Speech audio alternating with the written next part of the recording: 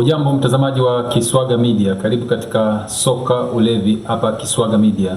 Mimi naitwa Fred Kiswaga, niko na wachambuzi mabingwa kabisa nchini Tanzania. Ninaye Winston Josia, lakini vile vile ninaye Charles Mpunga. Ukitaka kufuatilia zaidi katika hii Soka Ulevi hapa Kiswaga Media, una subscribe YouTube channel yetu @Kiswaga Media, lakini vile vile social media zetu kwa maana mitandao ya kijamii, yani Instagram, TikTok na Facebook, tunapatikana katika Kiswaga Media. Kubwa ambalo limetuleta leo hapa ni hatua ya 16 bora ya usiku wa Ulaya kwa maana UEFA Champions League. Kuna baadhi ya michezo ambayo inaenda kupigwa hivi karibuni kwa muda wa siku mbili, kwa maana siku ya Jumanne lakini vile vile siku ya Jumatano. Bwana wazee, mko vizuri? Sana. Tuko njema. Mambo vipi? Shwari. Bwana usiku wa Ulaya umerejea. Ndio. Hii ni 16 bora hii. Wazungu wanasema the wait is over. Nadhani baada ya 16 bora ndo wanaenda kwenye robo finali. Si mchezo. Hivi alichukua msimu uliopita UEFA alikuwa na Paris Saint-Germain, watajiri wa Ufaransa. Alafu kitu cha kuvutia kocha Luis Enrique treble zake zote amezikamilishia nchini Ujerumani. I mean Munich pamoja na Berlin. Finali ya kwanza alicheza na Juventus Bianconeri katika mji wa Berlin. Yani treble yake ndo alikamilishia kule. Finali yake ya pili ya UEFA Champions League alicheza tena nchini Ujerumani katika mji wa Munich. Na kukamilishia treble yake pale. Kwa hiyo unaona kabisa ni kocha ambaye ameshinda treble zake mbili akiwa na nchi ya Ujerumani. Kwa hiyo Ujerumani kwake ni kama nchi ya baraka kwenye kutimiza zile. Yeye mwenyewe ni Muhispania. Ni Muhispania. Okay. Afu Mauricio alimcheza na nani? Cheza na Inter Milan. Cheza na Internazionale Milan. Era nzuri. Okay. Bwana, sasa katika 16 bora mechi ya kwanza kabisa ya Saturday wanakaribisha Liverpool, majogoo wa jiji. Kwa Winston, tutakuwa ni mchezo namna gani? Anayebashiri anakutazama vizuri kweli. Ana mtu lazima ike mzigo hizo mechi. Galatasaray akiwa kwenye kiwanja cha nyumbani sio timu ambayo inaweza kukaa nyuma zaidi. Ni timu ambayo inafunguka kwa mshambulia mpinzani kwa sababu Galatasaray Uturuki lazima ashambulie na sio kukaa chini. Kwa maana Liverpool anatoa chini Uturuki. Na mchezo wa mwisho kwenye league phase tuna Liverpool alipoteza kwa bao moja kwa bila. Pale pale Uturuki. Kwa hiyo ni mchezo ambao hata Liverpool mwenyewe hatoenda kinyonge. Lakini pia kama ambavyo unajua hakuna ile sheria ya goli la ugenini kwa maana away goal rule. Kwa hiyo naamini timu zote manake zinakuwa zinapata huo uhuru zaidi wa kwenda kushambulia ili kufunga magoli na kupunguza mlima mkubwa zaidi zinaporejea nyumbani. Kwa hiyo Galatasaray na mimi atafunguka, lakini Liverpool pia watafunguka. Ukitaka kuniambia kwamba Galatasaray watafunguka wana huo uwezo, nitakwambia ndio, kwa sababu utangalia hata katika squad yao wanao watu wengi ambao wana traits nyingi za kushambulia. Utazungumza mtu kama Lucas Torreira, Mario Lemina kwenye midfield. Leo utazungumza mtu kama Gabriel Sara kwenye eneo namba 10. Juu yake atasimama Victor Osimhen. Pembeni unaweza kuona akina Leroy Sane pembeni, lakini akina Yilmaz Nako pembeni. Na bado wengine wanatokea bench pia. Kina Ilkay Gundogan. Kwa hiyo unaweza kuona na kikosi ambacho pia inaweza kumpa challenge mtu yote. Unaweza kuona challenge ambayo alitoa dhidi ya Juventus. Usisigane ambavyo hata wao pia wapo very ambitious kwenye mashindano, kwamba kuna kitu ambacho hata wao wanakitafuta. In the same pia atakuwa Liverpool kwamba mchezo uliopita nimepoteza kwa goli moja na kujaje kupoteza tena kwenye mchezo huu tena.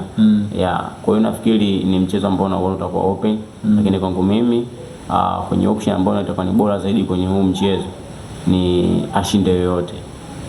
Kwa hiyo anayebashiri ashinde yoyote. Ambayo ina odds nzuri sana kwa jinsi ambavyo nimezura kwenye makampuni mengi. Naona ashinde yoyote na odds kama 1.26 ambayo ni nzuri sana kwa sisi wawekezaji. Okay, mchezo mwingine katika UEFA Champions League kwa maana hatua ya 16 bora ni kati ya Atlanta dhidi ya Bayern Munich. Bayern Munich anatua pale Stadio Te Azzurri, Italia.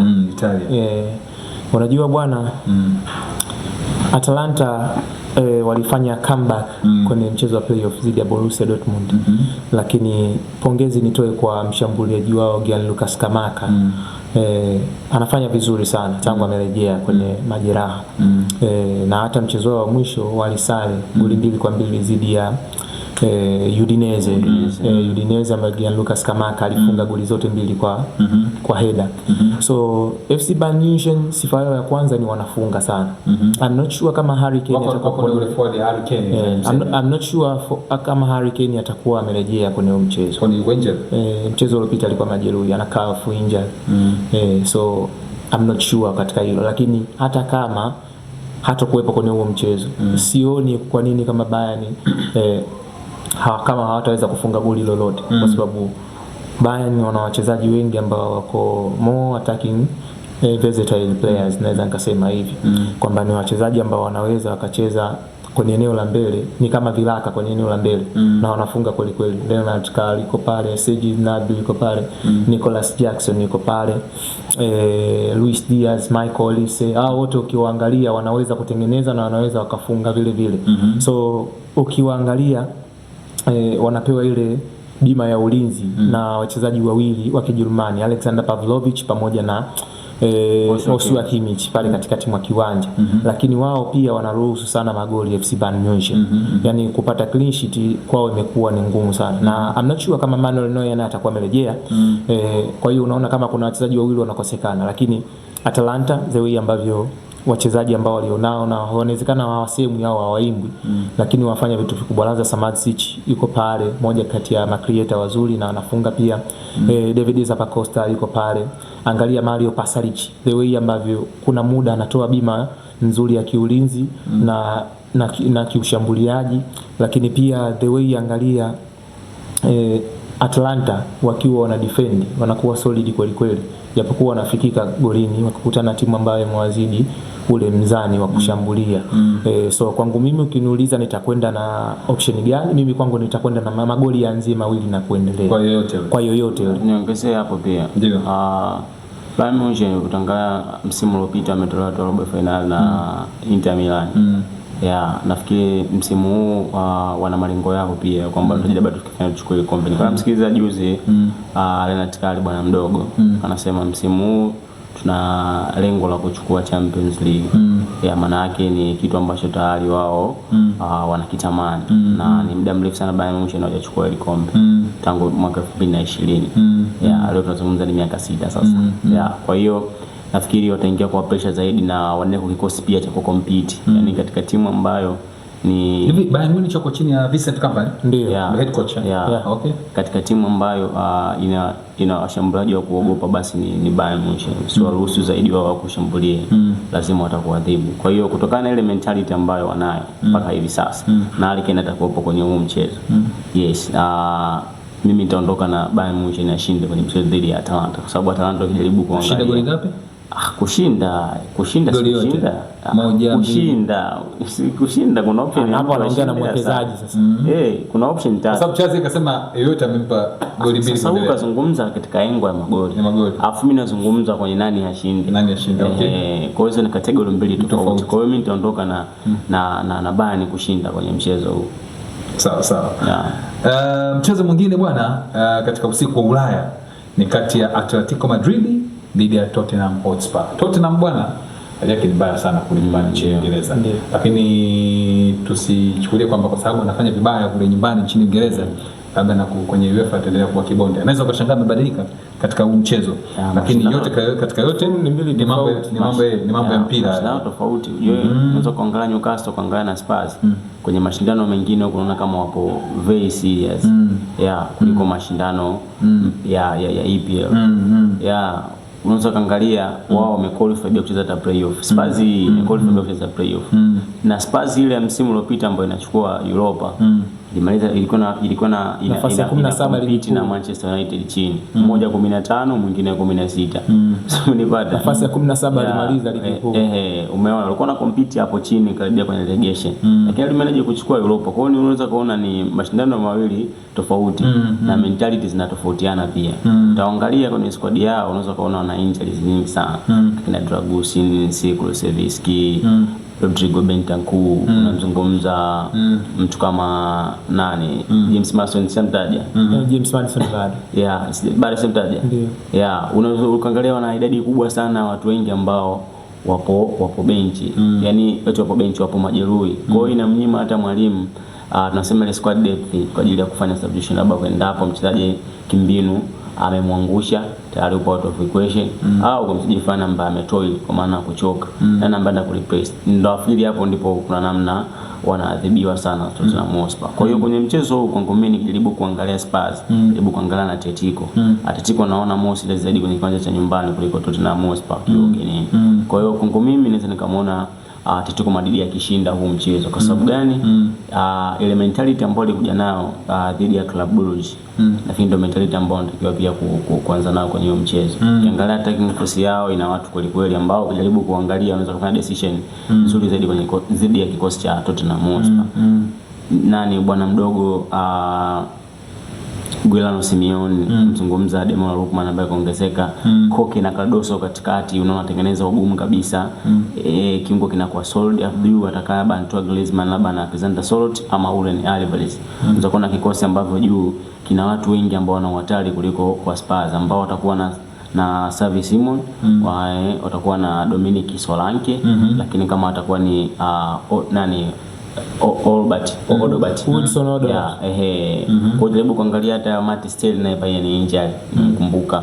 Kuona kundi kubwa wachezaji ambao ni injury, lakini wale ambao wanabaki sasa kwa ajili ya kuunganisha kwenye line hapo ni wachache zaidi ambao wanaweza kwenda kuikisaidia kikosi. Kwa kwangu mimi hapa chini ya Diego Simeone, Atletico Madrid naona wakiwa na advantage zaidi ya kushinda mchezo. Kwa kwangu mimi nitaondoka na Atletico Madrid aweze kushinda pale Riyadh Air Metropolitan.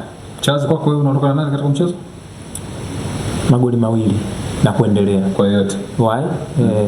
Kwa sababu Atletico Madrid wana washambuliaji wazuri sana, 4 ambao wanaweza kufunga. Lakini pia Tottenham wanaruhusu mabao, lakini pia wanaweza wakafunga vile vile. Kwa hiyo the way ambavyo unaona kabisa huu mchezo hautakuwa rahisi. Kwangu mimi nitaopti kitu cha kwanza magoli yaanzie 2 na kuendelea. Kwa nini magoli yaanzie 2 na kuendelea? Kwanza Barcelona wako na fomu nzuri. Wana wachezaji ambao wanajua kufunga, Rafinha, Marcus Rashford, Fermin Lopez, Robert Lewandowski, Ferran Torres. Lakini kwa upande wa Newcastle United wakina Anthony Gordon, wakina Elanga, lakini pia wakina Joelinton wanaweza wakafunga pia, hata Harvey Barnes. Kwa hiyo kwangu mimi nitakwenda na magoli 2 na kuendelea. Kwa yote ule. Kwako Winston? Magoli 3 nayaona kwa sababu timu zote. Magoli 3 kwa nani? Magoli 3 nayaona. Mbona eleweka tu Freddy. Sasa yote mzigo. Wewe ndio unatia mzigo, mimi nasema magoli 3. Nikitaka niseme labda ni mtu fulani ningesema magoli 3 kwa mtu fulani. So ni bada. Na pressure kidogo. Mimi nimekwambia nika mzigo hapa. Ngoza pressure sasa. Mchezaji una pressure. Hastaki kuliwa. Kwa maana sasa Freddy. Ni timu zote ambazo utaona zinafunguka zaidi. Ni watu ambao wanapenda zaidi chaos football. Na ukiangalia Barcelona wao ni timu ambayo attacking wapo bora zaidi. Front three yao inafunga sana, lakini utaangalia mara nyingi wanafanya line pressing, wanasogea juu zaidi. Maana yake timu inayofanya line pressing press, maana yake kuna magepo ambayo wanayaacha nyuma ya kiungo, nyuma ya center back. Mara nyingi timu zimekuwa zikinufaika zaidi na mipango kazi hiyo. Utakumbuka Leganes msimu uliopita wanafunga Barcelona, walifaika hivyo. Lakini tuseme pia kwa Real Sociedad walifaika hivyo. Lakini pia kuna nyingi sana ambazo kwa mpira nyingi wanaipiga sana Atletico Bilbao game iliyopita dhidi ya Barca. Ni kwa mpango huo kwamba na press juu, unakuta hadi mstari wao wa ulinzi kwa maana yale back four wanasogea zaidi karibia na kwenye D ya kumenya chini. Maana yake kuna space ambazo wanaziacha. Ukiangalia Newcastle wanao rana wengi ambao wanakimbia kwenye nafasi. Mzungumza Tunelanga, Harvey Barnes ama Jacob Murphy kama ataanza. Sema atakuwa Gordon. Umeona? Kwa hiyo inakuwa ni advantage pia kwao. Lakini kwa kuzungumza Newcastle, mara nyingi wanaenjoy zaidi kucheza mpira. So kucheza mpira wanafunguka zaidi, wanapenda chaos football. So kuna nafasi ambazo pia wanaziacha. Kwa hiyo unaweza kumwona Lamine Yamal na mtu kama Rafael Diaz kama na Rafinha wanaweza pia kutumia hizo nafasi na kuweza kuscore. System yao nzima vizuri, sio vizuri sana Newcastle. Ndio maana nasema nayaona magoli 3 kwenye huu mchezo. Mimi nitaondoka hivyo Freddy. Bwana, hii ni Soka Ulevi, inapatikana hapa Kiswaga Media. Nilikuwa na mabingwa wa uchambuzi kabisa, Winston Josia, vile vile Charles Mponga, tukiangalia usiku wa Ulaya ambao unaenda kuanza hivi karibuni, kwamba kutoka katika hatua ya 16 bora. Hii ni Kiswaga Media. Usisahau kwamba sisi tumeshikwa mkono hapa na Kiswaga Insurance. Wao wanakuambia wanakilinda unachokithamini.